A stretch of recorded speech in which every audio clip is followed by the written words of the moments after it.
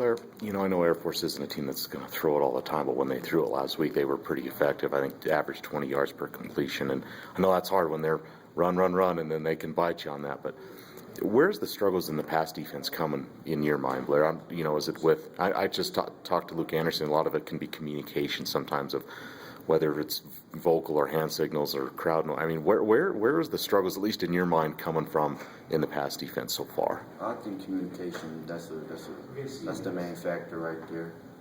From the beginning of the play to the end of the play, or even during the play, passing off routes and things like that. I think people, our guys, just need to be accountable to their jobs and do their job and not try to do other people's jobs. But at the same time, when you get teams like Nevada, Air Force, who run the ball, and then try to hit you with a play action, you got to have your eyes right.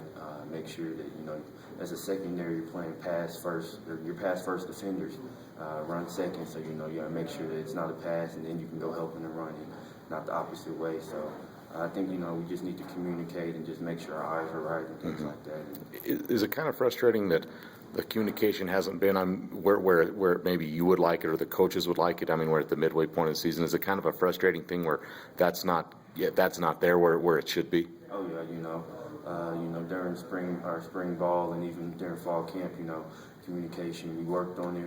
We did things, making sure everyone got to play and things like that. So.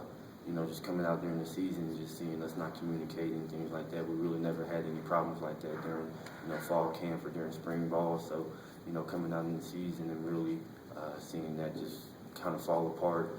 It really doesn't fall apart in practice or anything like that. Communication is great, but when we get to the games, it's just like people are just so focused maybe in doing their job, and, really communication really isn't there that much of the time. So, we're just going to have to get that, handled. Coach Tormey said this week, if the safety gives you a call, he wants cornerbacks, relaying the same call with hand signals and things like that. So I think that's really going to help us coming in this week. Now you got a game with Fresno that certainly are capable of running the ball. They got a great running back, but they like to throw it. I mean, they got the leading, Derek Carr's leading them in leading the conference in passing yards, touchdown passes, pass efficiency. So, wow, big challenge ahead. I mean, I guess as a corner, do you look forward to that? I don't know which guy you'll be defending. I know they got 4 receivers in the top 10 in the league standings, 16 touchdowns combined between those 4. I mean, you look forward to something like a challenge like this as a corner? Oh, yeah, anytime that they're going to sling the ball your way, you're going to get some chances, and, our secondary, we're going to get chances to make plays, and, we just got to be in the right position, their quarterback, he's a great player. He's an NFL prospect. I remember watching him last year when they played Boise State on a Friday night when we was in the hotel. They was very high on him. Just to come out and get to play against him, and just try to stop the receivers. It's just going to be a challenge for us and for me as a DB. Has it hurt you getting back to the secondary play where you and Quest have pretty much been the guys at corner? I know DeAndre started 1 game for Quest, but you guys have been out there. But at safety, you guys kind of mixed and matched. There's been some injuries, some moving around. Has that maybe led to some of the struggles too, where different guys in there, and I know Luke was out last week. Has that maybe led to some of the struggles too, or has that played any kind of factor in your mind? It could, but I really don't think, we got some great players that can back, our starters up and things like that.